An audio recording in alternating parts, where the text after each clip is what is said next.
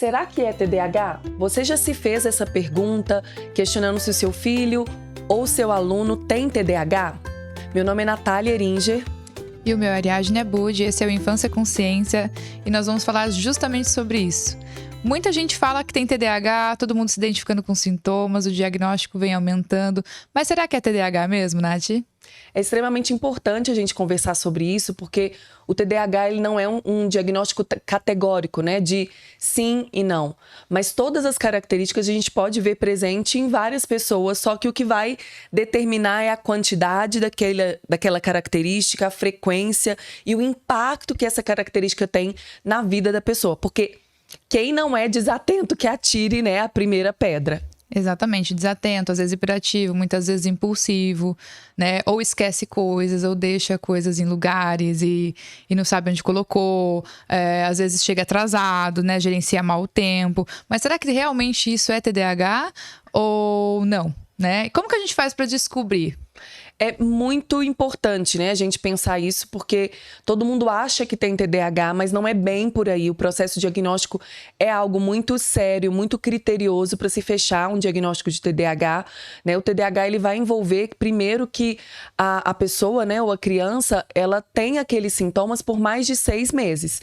E outra questão importante é que o TDAH ele é um transtorno do neurodesenvolvimento. Dizer isso é dizer que esses sintomas eles têm que ter começado aí na infância. Mesmo que o impacto não seja tão grande na primeira infância e na segunda infância, mas é um transtorno da infância. E os sintomas precisam aparecer antes dos 12 anos de idade. Então, mesmo que tenha algum adulto ouvindo a gente, que fala, será que eu tenho TDAH? Porque às vezes, quando o filho está em investigação de TDAH, provavelmente um dos pais também tem TDAH. Então, tem que buscar no histórico de vida da infância dos próprios pais se realmente, né, antes dos 12 anos, esses sintomas já existiam. Uma outra questão que você falou do diagnóstico, né? Essa questão categórica de sim ou não, preenche esse sintoma ou não, mas o TDAH é um diagnóstico dimensional. Sim. E o que vai dizer se é um transtorno ou se não é um transtorno? Frequência, intensidade, impacto na vida social. Exatamente, que é igual ao prejuízo. Né? Então, todos nós temos um nível de desatenção, de hiperatividade, às vezes de impulsividade. Aqui a gente pode uma outra cortar o que a outra tá falando, que é bem a nossa característica. Mas o que vai dizer se é um transtorno ou não é o quanto isso prejudica a nossa vida. Né? Então, eu tenho uma desatenção que ela me prejudica num nível que, poxa, tá prejudicando o trabalho, ou tá prejudicando a criança nos trabalhos escolares. Ou uma hiperatividade, em que eu não consigo parar quieto, tô mexendo no cabelo, mexendo nas coisas, que nem a criança com hiperatividade.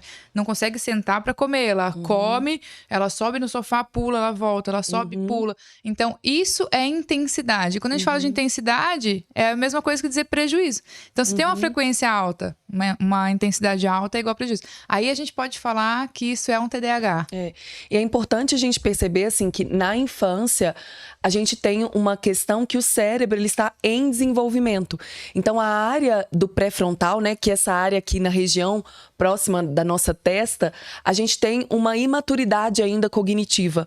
Então, essa região que é o pré-frontal é responsável pelas funções executivas, que é o gerenciador aí do nosso cérebro, que envolve planejamento, controle inibitório, conseguir controlar o nosso comportamento, aquele freio, né, que vai controlar a impulsividade, também envolve planejamento, organização, regulação emocional.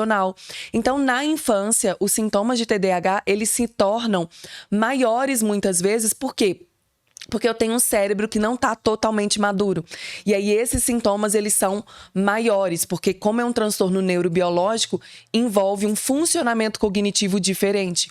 Então esses sintomas de desatenção, de impulsividade, de falta de planejamento, isso vai se tornando maior, o impacto se torna maior na infância.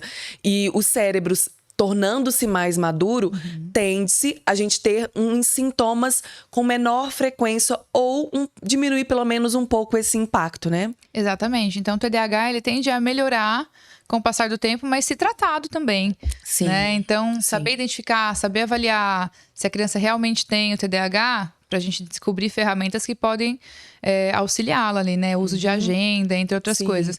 Mas, Nath, eu tava pensando assim, ó, é TDAH ou não é? Que tal a gente falar alguns sintomas presentes no TDAH e lembrar quem está ouvindo a gente que precisa de frequência e intensidade, ou seja, precisa de um prejuízo na vida da pessoa pra gente imaginar que isso pode realmente ser um transtorno. Acho que uma das coisas que a gente já falou é que a questão genética é algo bem interessante, bem importante dentro do TDAH, porque tem muita coisa em comum ali, né? Se um dos pais tem, provável que um dos filhos possa vir a desenvolver também. E às vezes os pais não sabem, eles não foram diagnosticados, então eles não sabem.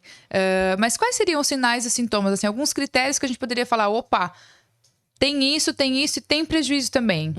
Os sintomas, né, do TDAH, eles vão envolver os aspectos de desatenção.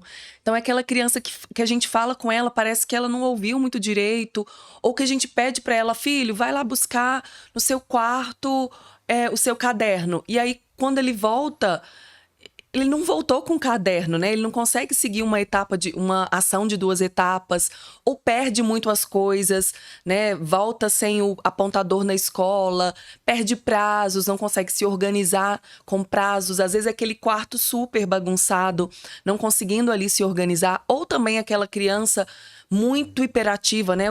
Uma agitação motora e também impulsividade, né? Que é agir sem pensar. Então, a gente envolve esses 3 sintomas, mas é muito importante a gente lembrar que o núcleo de dificuldade de TDAH, gente, TDAH não é um transtorno de atenção. O TDAH é um transtorno de autorregulação, né, do comportamento direcionado para uma meta. Então, eu deixar de fazer algo agora em prol de um objetivo futuro. Então, eu vou deixar de mexer no meu celular agora porque eu quero passar num concurso. Então, isso é o TDAH, né? É postergar reforço, que é adiar uma recompensa. As crianças com TDAH, elas são muito sensíveis a recompensas imediatas. Então, é difícil eu deixar de fazer algo hoje em prol de um objetivo futuro, que às vezes não é algo palpável, né, para a criança e também para o adulto. Exatamente, a Nath falou uma coisa que é muito correta. A criança, ela tem uma sensibilidade ao reforço imediato, né? Porque é uma questão do cérebro mesmo, do desenvolvimento. Então, vamos lembrar que é um transtorno do neurodesenvolvimento. Neurodesenvolvimento, ou seja, a criança vai adquirir essas dificuldades desde da primeira infância ali.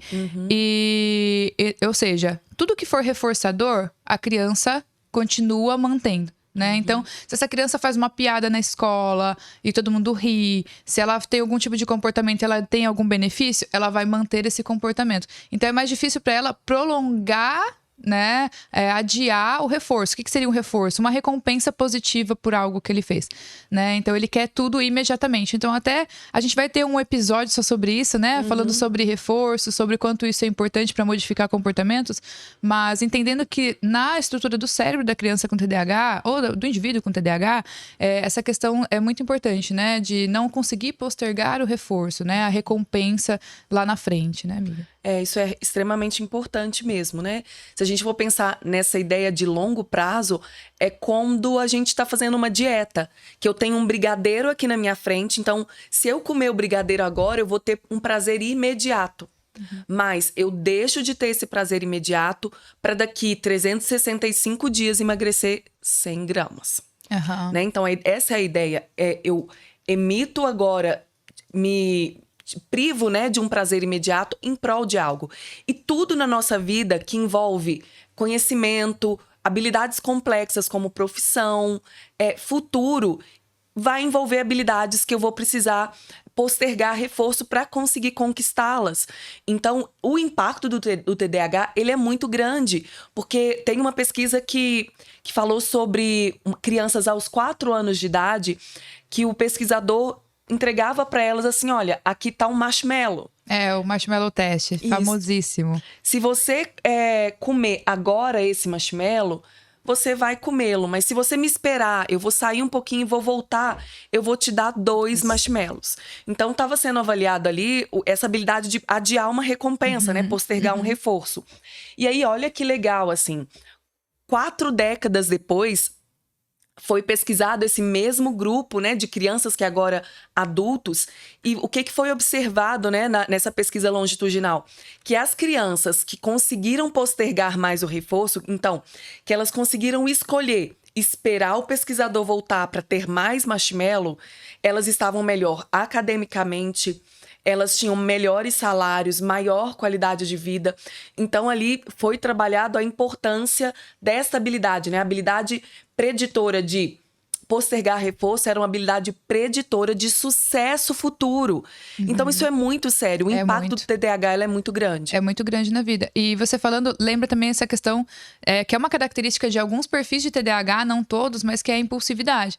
Né? Então, a impulsividade, ela tem a ver com o controle inibitório do cérebro, que é como se a gente pensasse num semáforo, né? Que a gente para num semáforo do trânsito, tem lá o vermelho que é pare, o amarelo que é, né, segure um pouquinho, né? E o verde que você pode prosseguir, né? Reduzir ali. É como se fosse o freio, né? Você para nesse semáforo e fala, não vou avançar. A criança que tem TDAH, com um perfil mais impulsivo, ela tem dificuldade de parar no vermelho, né? Ela acaba passando, ou seja, se o marshmallow tá aqui, eu olho pra ele e eu não consigo falar assim... Ela vai impulsivamente, ela pega.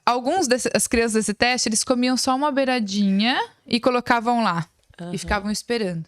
E tinha outras que o pesquisador saía, ela já na hora, ela já comia, né? E tem alguns que ficavam lá, esperando. Eu vi uns cheirando, né? Cheirando, assim, não vejo a hora de poder comer. Mas assim, se eu não comer, eu vou ganhar 2. Eu quero muito comer isso. Algumas crianças conseguem. Essas crianças que têm baixo controle inibitório, um perfil mais impulsivo, é muito mais difícil para elas. Então, quando a gente vai ver, elas já falaram. Quando a gente vai ver, elas já interromperam um amigo. Quando a gente vai ver, elas já fizeram. Quando Confusão, a gente vai ver... né? Briga. Sim, e até no adulto. Quando vai ver, já comprou. Já fez a dívida, ou seja, ela não pensa a longo prazo, né? Isso. Ela não pensa naquela consequência que vai vir. Ela às vezes ela tem uma impulsividade por não planejamento, né? Porque o córtex aqui pré-frontal, ele é um córtex de futuro, né? Desse planejamento futuro. E como você falou, assim, o controle inibitório é o primeiro processo cognitivo que depois vai impactar na nossa memória operacional, planejamento, né, flexibilidade. Então, tem um impacto muito grande. Exatamente. E até pensando que o córtex pré-frontal é uma das principais áreas ali que ajuda na organização, planejamento, entre várias outras coisas. E é a que mais demora para se desenvolver. Então, a gente vai ter essa parte do cérebro finalizando ali, mais ou menos, depois dos 20 e poucos anos. Então, até lá, imagina uma criança que tem realmente TDAH, o nível de impacto. Por isso que, voltando até o tema do nosso podcast, será que é TDAH? Vai depender do que, então? Do impacto, principalmente do impacto na vida da criança. Porque os sintomas todos nós temos de alguma forma. Né? E aí uma questão importante é a gente entender que se a gente começa a observar sintomas que estão gerando impacto, a gente precisa intervir. E também, né, os pais e educadores também que nos ouvem entenderem que as funções executivas, elas são sensíveis à estimulação do ambiente. Então, a gente pode ter um ambiente propício para o desenvolvimento das boas funções executivas, porque é um fator preditor do sucesso na vida adulta. Exatamente. Bom, se você gostou desse papo, a gente vai falar sobre, então, se for TDAH, realmente, como é que a gente trata? Isso é o tema do nosso próximo, né, episódio. Então, fiquem ligadinhos que a gente vai soltar isso semana que vem. Tchau, pessoal. Se você se interessa por infância e por ciência, siga-nos também nas redes sociais. Nosso Instagram é imp.instituto e o Infância com Ciência também está no YouTube e no Spotify.